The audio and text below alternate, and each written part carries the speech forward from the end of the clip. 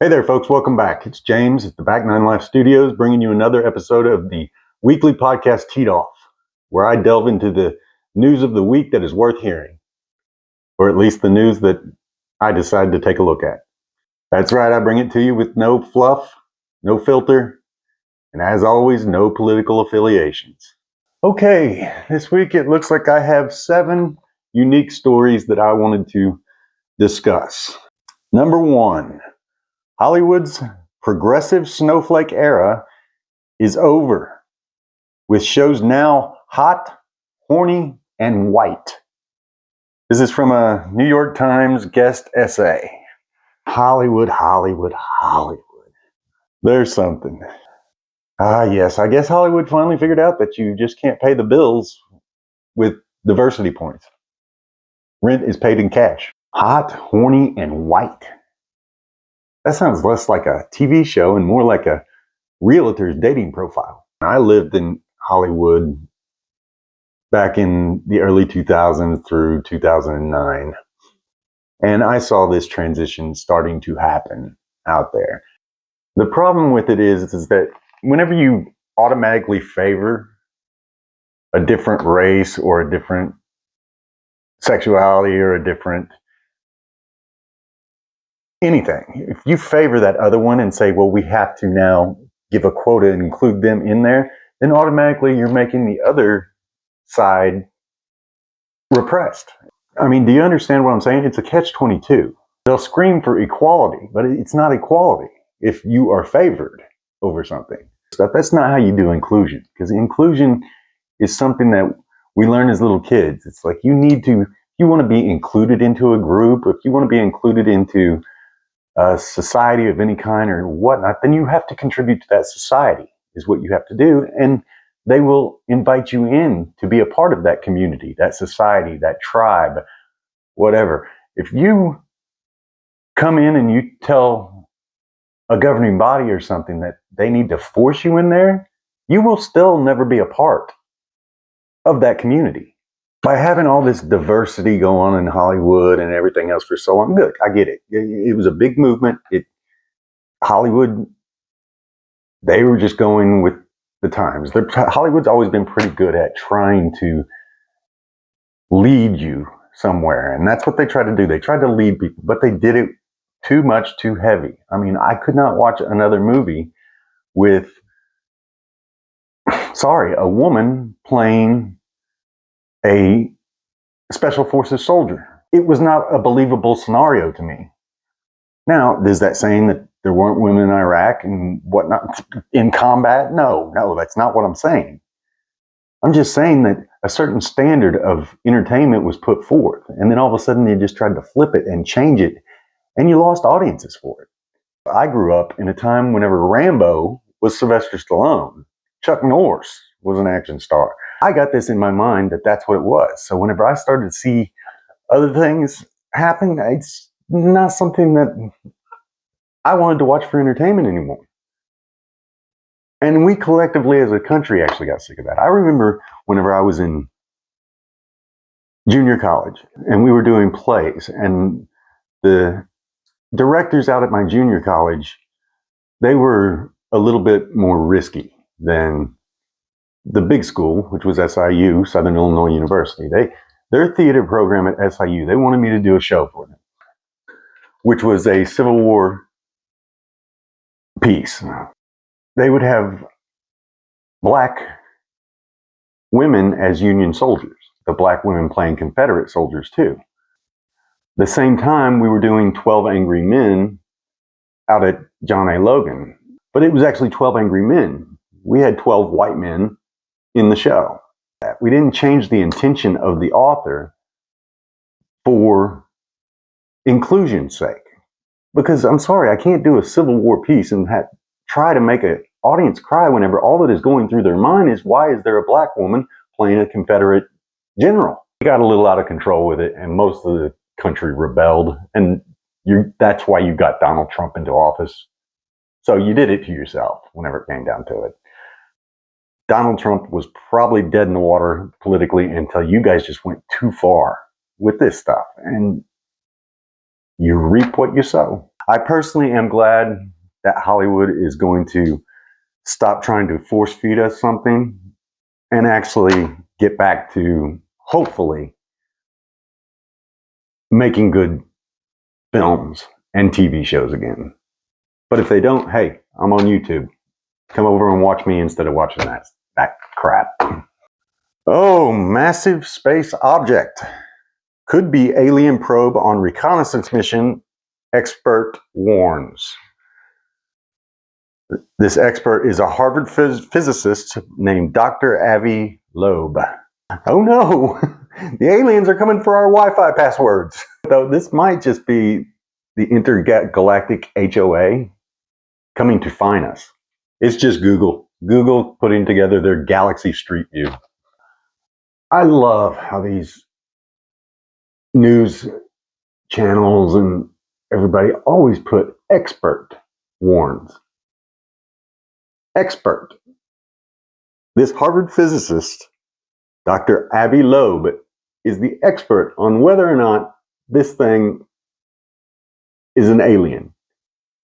I don't know if they have a telescope powerful enough on Harvard's campus for him to actually see through the driver's side window to see an alien there.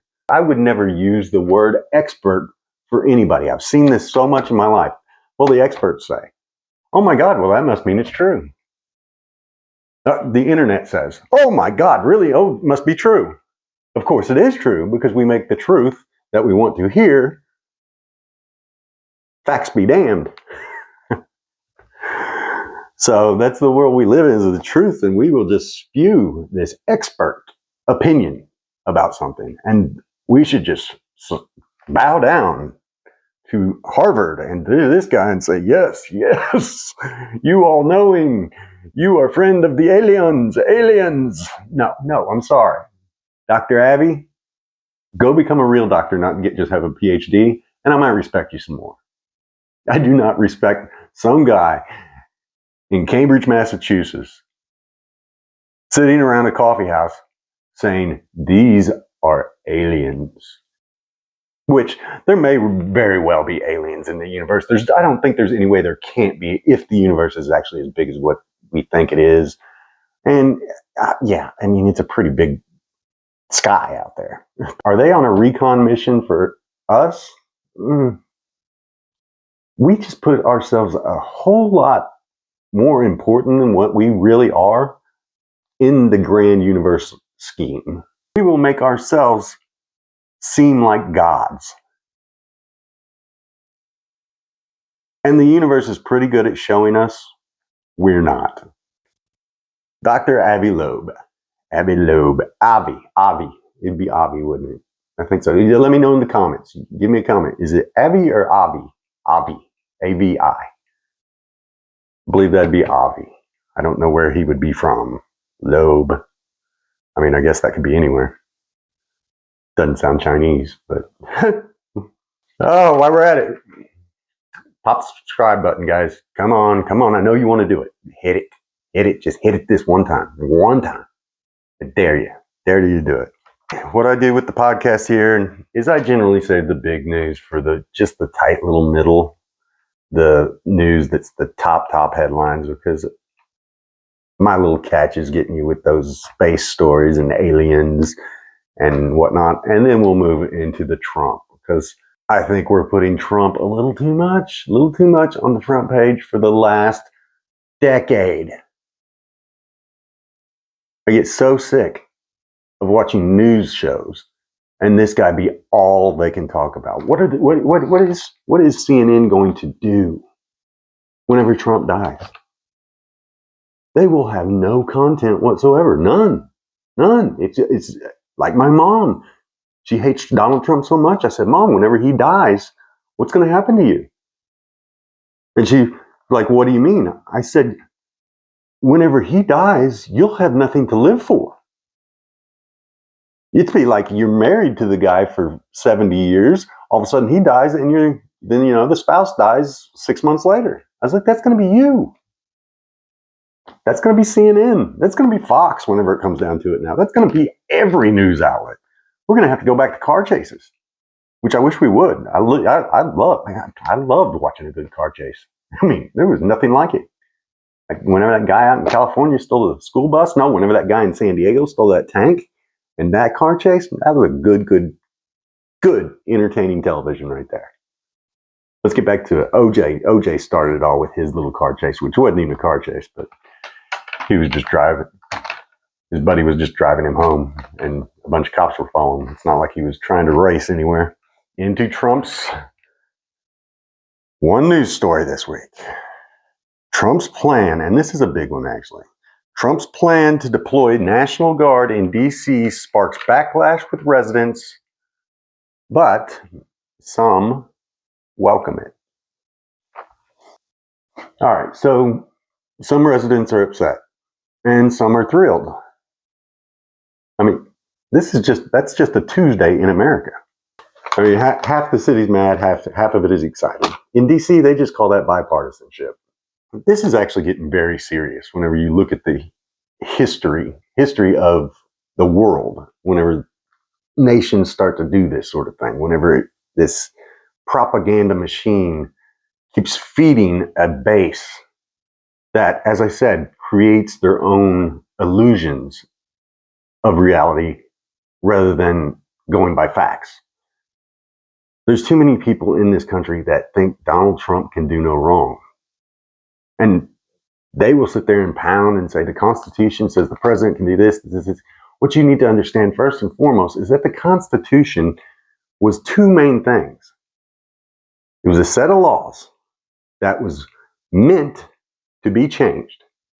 The whole point of it was the founders knew that they would not know things into the future, that they were just giving a template, a blueprint of something, but it would be organic and keep moving on and on and on as the world went. So to say the Constitution is written in stone, it's not the Ten Commandments. It wasn't actually physically written in stone. It was written on parchment paper. So by definition, it will deteriorate. And it should. And we are a religion whenever it comes down to it. And every good religion, if you look at it, not every good religion, but every religion that has survived the course of time, whether it be Christianity, Muslims, whatever, about every 250 years, which is about the time we have been in existence as the United States of America, they have a complete reformation of it. They start to take on whole different ideas than what they started with. They start to include things. And if a religion can do something like that, which that's what we are as the United States of America, we are just a religion whenever it comes down to it. But if actual religions that believe in one God can change their entire concepts to say, okay, this is okay now, this isn't, whatever, how in the hell can we not do it? How do we just sit there and say, hey, let's pay attention to this document back here, which all of us were forced to read in government class, but not a single person, I bet right now, could recite the preamble. If you can recite the preamble of the United States Constitution without going through Google or ChatGPT or some other form of internet stuff, put it into the comments. Give me the preamble. I want to see it. And don't lie. The major problem with all of this is you're consolidating power in one place. And you can't do that. That's not going to be a democracy. It will never be a democracy whenever power gets consolidated somewhere. Trump, yes, he wants to be a king. He wants to be a supreme ruler, maybe even a dictator. He is not a fan of democracy. Just because you don't like what somebody says, you cannot retaliate against them, which the Democrats did the same thing. All right? They went after Donald Trump on stupid shit. This is why an entire reformation and throwing out of the Constitution needs done. We need to take a lottery of like 2,000 people and throw them out into Jackson Hole, Wyoming for 7 months and create a whole new Constitution. Just by them. Nobody else can talk to them. They're out there. No cell phones. Hey, no, whoa. Yeah, no cell phones. Maybe they'll get something done a lot quicker. No raising money. Blind lottery. No voting. None of that. Because every election is rigged. Yes, I'm telling you the 2020 election is rigged. Every election's rigged in some way. I personally, if I wanted to, I could still vote in California, Missouri, and Illinois in every single election. I could make that happen easily. I could vote for my dead grandfather because they still give the registration for him. He's probably still getting Social Security. Well, my grandmother's getting it now. You just set dangerous precedents. And the thing about the federal government is once you let Uncle Sam come into your house to do something for you, whether it be fix a leaky faucet or, fix a doorknob, whatever, 6 months later, Uncle Sam will be sitting in your favorite chair with your dog on his lap, petting it, getting a blowjob from your wife. Uncle Sam will not be leaving if you let them in. All right? Federal government, to me, all right, take care of a nuclear weapon falling in my front yard.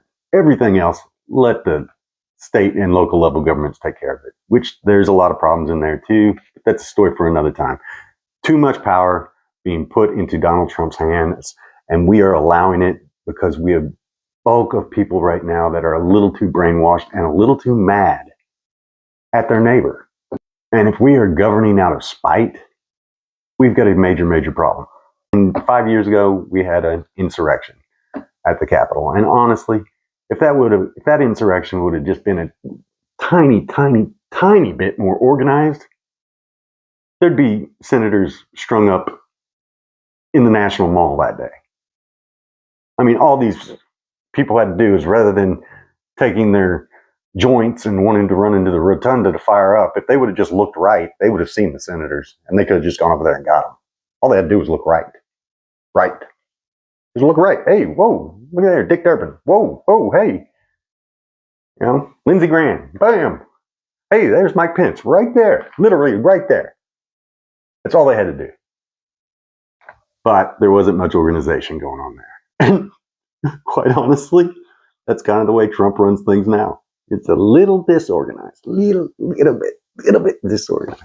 To another one of the big ones, Jerome Powell's job just got a whole lot easier as inflation data sidestepped disaster. Thank God. So your rent, because the inflation came out at, the CPI was, for July, was 0.2% month over month. Oh, came right in line. Good. 2.7% year over year. Oh, we're not at the 2%, but hey, it's okay. 0.7%, that's cool. Yeah, forget that we said no matter what, we're going down 2%. 2.7 is cool. Core was up 3.1%. That's not great.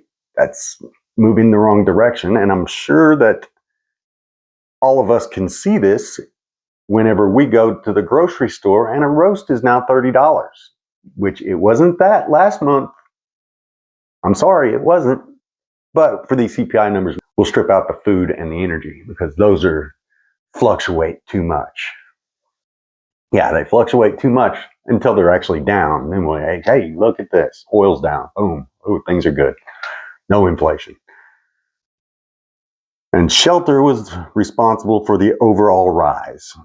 So, in other words, hey, your rent is going to still go up faster than your wages, but less so.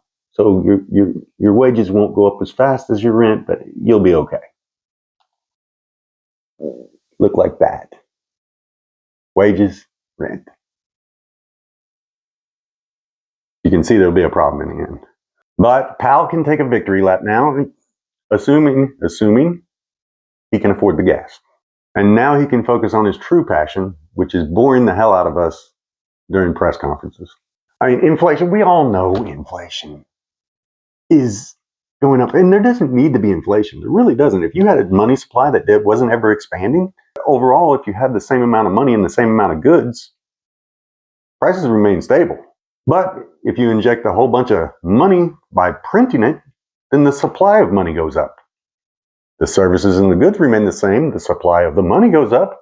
Prices for those goods and services rise. That's inflation. That's how it works. So, as long as we continue to print money, as long as we continue to add debt, inflation will always be there. So there you go. I mean, inflation is just it's something we will live with our entire lives. And as the more debt gets piled on, it's just going to increase and increase and increase. Because, like I said in a previous video, we have so much debt that the only way to make it manageable is to inflate away that debt. Sphere in Las Vegas revenue jumps on back of Kenny Chesney residency. Ah, yes, of course. It turns out that neon beer koozies, they look great in 4K. $500 a ticket to watch a cowboy hat the size of a football field. I absolutely love Kenny Chesney. I've been a fan of Kenny Chesney's for 20 years, but I love Jimmy Buffett growing up. I actually, every year we would take a bus from East Troy, Wisconsin, and we would try to hit every Jimmy Buffett show all the way down to Key West. Now, nobody ever made it. Nobody ever made it past 2-3 shows because it was just a drunken mess.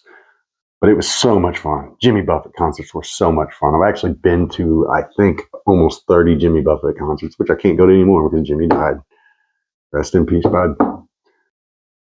New Year's, 1999. That's where I was, seeing Jimmy Buffett at Universal Studios in California. I was so poor back then. I was an out-of-work actor. I was so poor. But I spent my last money because somebody told me that Y2K was going to happen in 1999. The world was going to end. So I was like, I don't need this goddamn money. Well, it turns out I needed it. But it was still a great time. Glad I spent that money. I would not have traded that Jimmy Buffett show for anything. I remember this girl, me and her, New Year's. We just started making out. I never knew her name. Jimmy was just serenading us. Son of a sailor. I went out on the sea for adventure. But we're talking about Kenny Chesney, which has now turned into this generation's Jimmy Buffett. And I'm so glad he's done it. That's what this generation needed. I hate that it came down to now performing at stadiums and the Sphere. I mean, what the hell is this thing anyway? It's just like 200 million LED lights that look like a giant friggin' snow globe, right? That's all it is, right? I haven't been to Vegas since this thing, but I've seen it.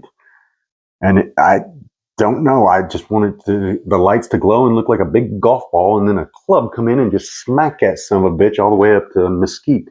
But Vegas has turned into something entirely different. I lived in Vegas in 1994, and it was such a great town. You could eat cheap, you could drink cheap, have a good time. Hotels took care of you whenever you stayed there, stuff like that.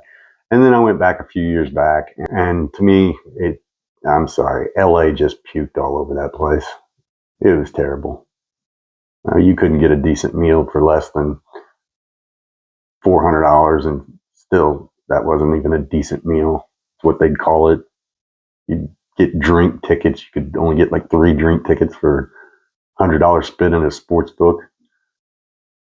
Vegas turned into something that, there it was. LA. I'm LA. I'm LA, the Mike's Vegas. That's what happened. Scottie Scheffler. I actually, this is one, I've seen a couple articles this week. Scottie Scheffler will have new face on bag at BMW Championship. I actually saw a couple articles this week that I really wanted to talk about Scottie Scheffler and everybody comparing him to Tiger Woods. Everybody's saying that his approach to the game is not good because he says that his family is the most important thing. And they say, well, you can't be the greatest golfer of all time if you don't dedicate yourself totally to golf. They fail to see the fact that Tiger Woods did dedicate himself entirely to golf and had a tragic meltdown with hookers and strippers and golf clubs being thrown through the back of his car down in Florida, and broken legs and car crashes and everything, and apologies that were the most robotic thing I've ever seen. At the press conference they did, whenever you apologized, it was like, wow, is this guy a robot? Scottie Scheffler at the St. Jude Classic last week in Memphis. His caddy was with him until the 3rd round. Then his caddy had a personal emergency, a family emergency that he had to go to. So somebody else was on Scotty Scheffler's bag, caddying for him on Sunday. And Scotty Scheffler didn't win. He was only, I think, 2 strokes back going into the last round. He was obviously the favorite. He usually will win whenever it comes to those situations. He had somebody else on the bag. Next week at the BMW Championship, which is the final playoff of the FedEx Cup season, which is a $20 million prize if you win the FedEx Cup. This is the final event before the last event, which is the Tour Championship at Eastlake. So it's kind of important. Now, it's not that important for Scotty Scheffler. He's already in the Tour Championship. He gets to play in it because he accumulated enough points over the year to get to play in it no matter what. But Scotty Scheffler will not have his regular caddy, Ted Scott, on the bag this weekend. But hey, Longhorn fans, which is where Scotty went, the University of Texas, Longhorn fans, they call it a family emergency for the caddy. Us Aggies, we call it an opportunity to conveniently give him the wrong club at the right time. Gig 'em. But seriously, Scotty Scheffler is a tremendous golfer. He's a tremendous golf talent, and he's getting a lot of flack lately. And we love to do that. We love to do that with our sports celebrities. Whenever they get to the point where they're almost icons, or whenever they get to the point of being icons, there is nothing we love more than to just tear them down. Sweep their legs right out from under them. We love to do that as Americans, as just people in general. We love to build them up so we can tear them down. So you know what we can do? We can build them back up again. That's the way we treat our superstar athletes. That's the way we treat our major movie star celebrities. That's the way we like to do it. Because we love to tear down talent and just say, hey, look, you're just like me. Ah. And then they'll show us that, no, I'm nothing like you, and rise back to the top. That's what we like to do. And we're at the point with Scotty Scheffler in that there's, and it started I think it was last year at the PGA Championship whenever he got arrested, which he handled an arrest the best way anybody possibly could. I mean, he was in the cop car with the guy and they had the audio on, and Scotty said, well, I am playing this weekend. And he goes, and the cop said something like, well, you know, you jumped the curb or you tried to run over whatever, and said, well, you're playing, you must be pretty good. And Scotty Scheffler's response was like, yeah, I'm kind of all right. He didn't brag. He didn't say, hey, motherfucker, I'm Scotty Scheffler. No, he handled it well. Which, incidentally, Ted Scott was off the bag in the third round of that PGA Championship, too, which he lost. But it got overshadowed by the news of the arrest. But anyway, I digress before we go off on a tangent too far. I think it all started right with that arrest. And that's the point we started to try to tear him down. And it's really getting bad. And he's handling it so well. I mean, the guy says his family's more important than anything. What is ever wrong with that? Scotty Scheffler understands something, and this caddy thing solidifies it. He understands that he has a team, and his team is what gets him to be the player he is. I mean, Scotty Scheffler is kind of the silent assassin. Tiger Woods, he would just intimidate you. And I'm not trying to compare Scotty Scheffler to Tiger Woods, because Tiger was his own animal, and Scotty's got a long way to go before he is Tiger Woods and what Tiger Woods did for the game of golf. And honestly, I don't think he ever could, because of the race barrier thing that Tiger broke as well. So Scotty's not going to be able to do that, because Scotty is a white man already. So I'm not comparing the two. But Tiger was intense.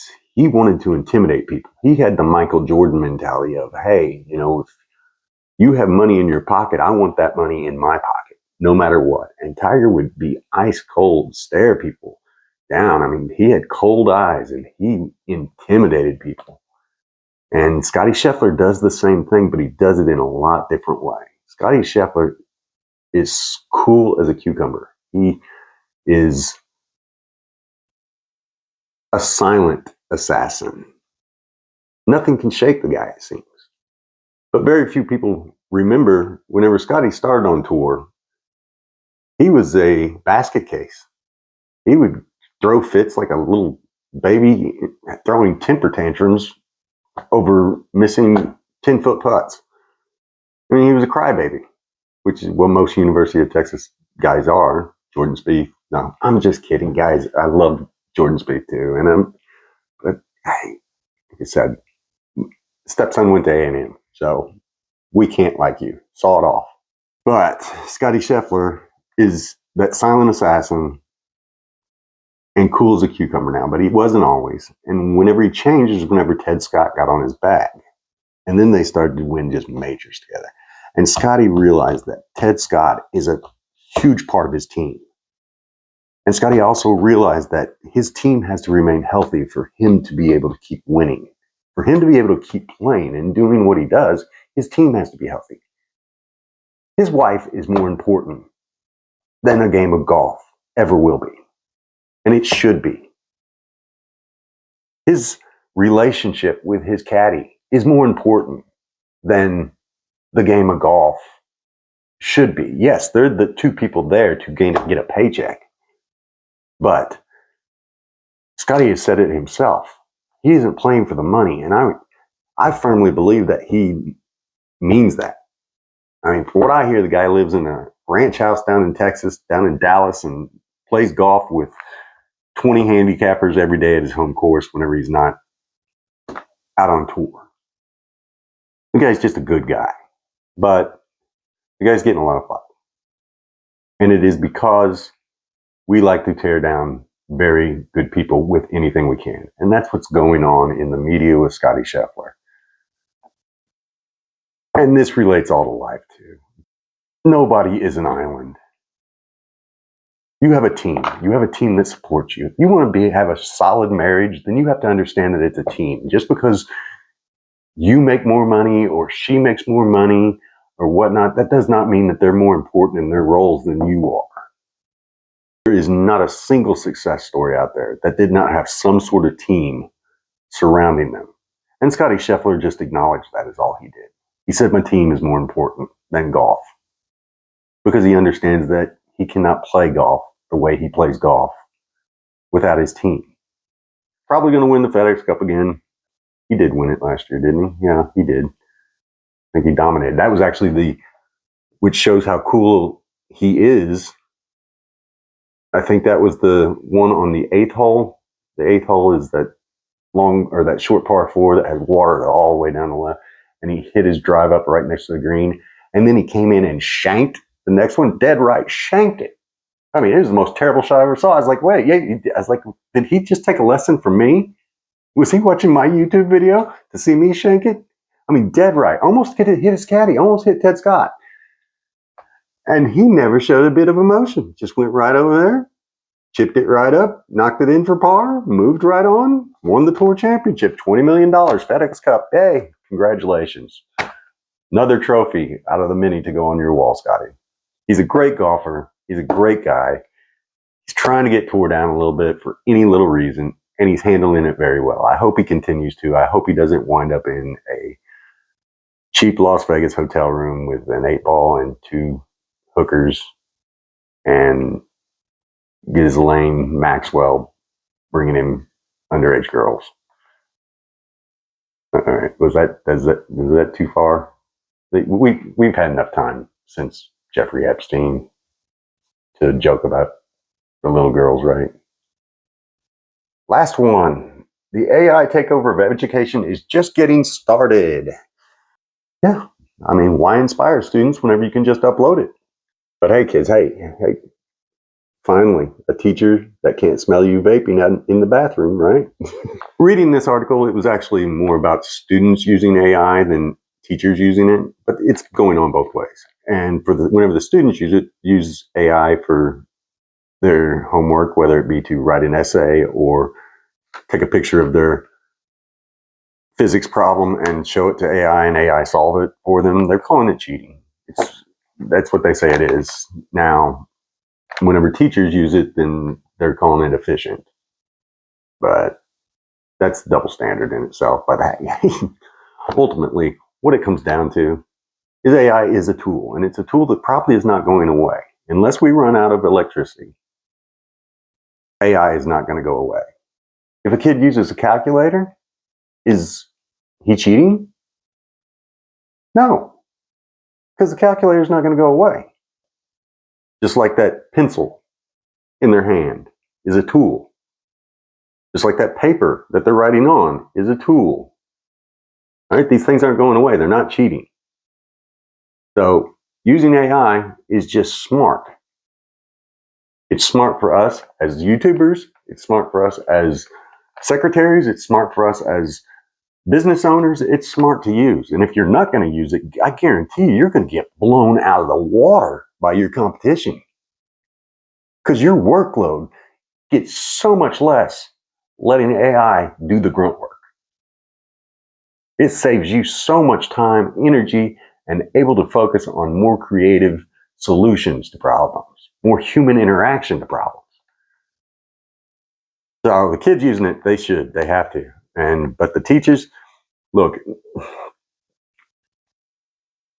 sorry, AI is just better than you. And teachers, they're like, well, we do hard work. And yeah, you do. You do hard work, but you don't work hard. You get a whole summer off every year. I don't like to get too controversial, especially with a profession that I admire. I could not teach kids. I couldn't do it. I like kids. I can parent kids, but I can't teach them. I would have to be able to discipline them. And that is something that today's society would not allow me to do. So I can't teach and I can't coach. I can't do those sort of things with kids because parents would get butt hurt. But AI is the tool of the future. There's no doubting it. Is it right now overvalued? Yes, absolutely. There's too much money flowing into it. It's just like the internet in 1997, 1998, maybe even 1999. We're going to have an implosion on it. There's just too many AI chatbots out there and whatnot that are pretty much useless. I mean, I was talking to ChatGPT the other day, and I said, hey, I need 5 news stories for this week. Kind of off the wall, obscure ones. Give me 4 little punchy one-liners, throw in there. And it came back with a couple stories, and then I kind of looked at it, and I was like, are these real stories? And he said, look, I'm already treating it like a human. And ChatGPT said, oh, no, I'm sorry. It was actually very apologetic, very much like, oh, no, I didn't think you meant news stories. And I was like, I said news stories. And then I'm arguing with this thing like it's my ex-wife. So ChatGPT will lie to you. It will make shit up, as will a bunch of these damn chatbots. So you can't just blankly say that it's kicking out facts to you and that it's the smartest thing in the world and that I'm going to follow it to a T. Oh, I know so many people that use these chatbots now for trading and stuff, and they're just asking to get neutered at the next downturn of markets. They're just asking for a big old scissors to come along and castrate them. And it's going to happen because these chatbots and stuff, they are not human yet. They don't know everything. They're not gods. But they do try to solve problems, and they do solve problems. And and they will get better, and they will take over jobs like teaching. And kids will use it to cut corners, because that's what it's there for, is to cut corners. It's there to make things more efficient. That's what more efficient means, cutting corners. Next week, Teed Off, I'm actually going to start putting it out on Sunday nights. I'll actually start putting it out Sunday night this week, just because Thursday has become so much harder for me to try to meet the deadline each week. Sunday night's going to be much easier, so that way I have the whole weekend to actually edit. Thanks again. See you guys next week.